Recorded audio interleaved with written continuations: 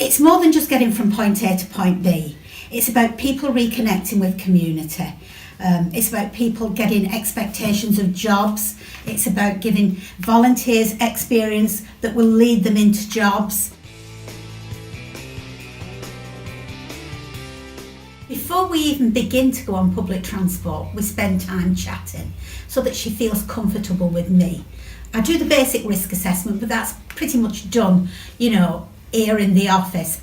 At the very start, I travel routes on my own, and I'm looking at what hazards are out there, what might cause problems, and that means, part of the journey. What will it be like for Lesley getting on this bus for the very first time in I don't know how many years? So we talk about where to put yourself on the bus, where would you feel safe?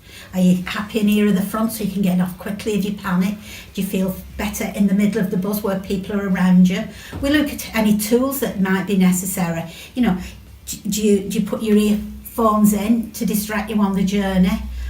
Do you have a magazine or a book to read while you're on the journey? We look at everything that would make the client feel comfortable on that route.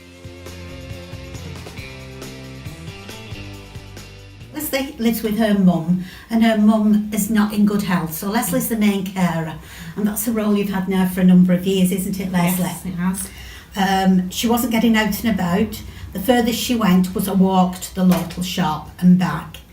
And I was contacted by a community link worker who worked with your mum, actually, wasn't it, Lesley? Yes, it was. To say that Lesley would benefit from having some me time.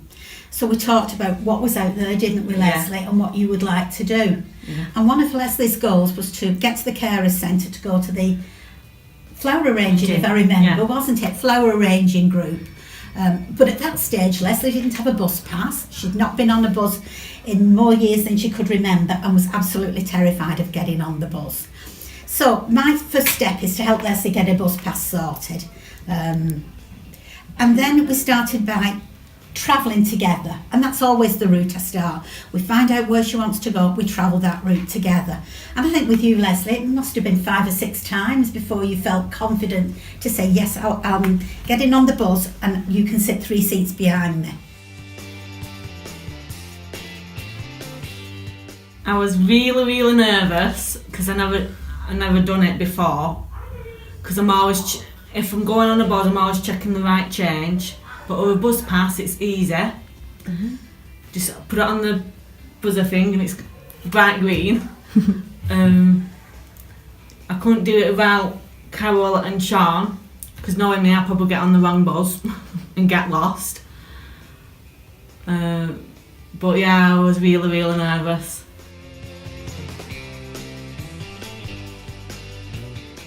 Very nervous, but I did it on my own. Brilliant. Pushed myself. And I did it, and I'm proud of that. I couldn't do it without you, with Carol or Sean, but I've done it, and I'm proud of myself. So this is what travel training does. It gives people confidence. Lesley can now reconnect with the community. She can get into Leigh on the bus. She's hoping to take that next step to travel into Manchester for when her mum is in hospital. But you have friends over in Yorkshire and family over in Yorkshire. Yes, I do. We're already talking now about the next step, getting Lesley over to Yorkshire on her own, which is amazing. I help out with Carol on several of the sessions that we all do with our clients, like taking them from point A to point B, meeting them there and getting to know them as well, and then writing down what we've done with them today so that it can get back to the council and confirm that we've done it. I couldn't do my job without Sean. He's my right hand man. He's a walking encyclopedia of bus timetables, how often the buses run, how, the times. I just need to say, Sean, point A to point B, and he can rhyme off exactly what I need to do. This saves me actually a lot of time researching, because that is part of the job. Go for it, because they help you a lot. They help you a lot.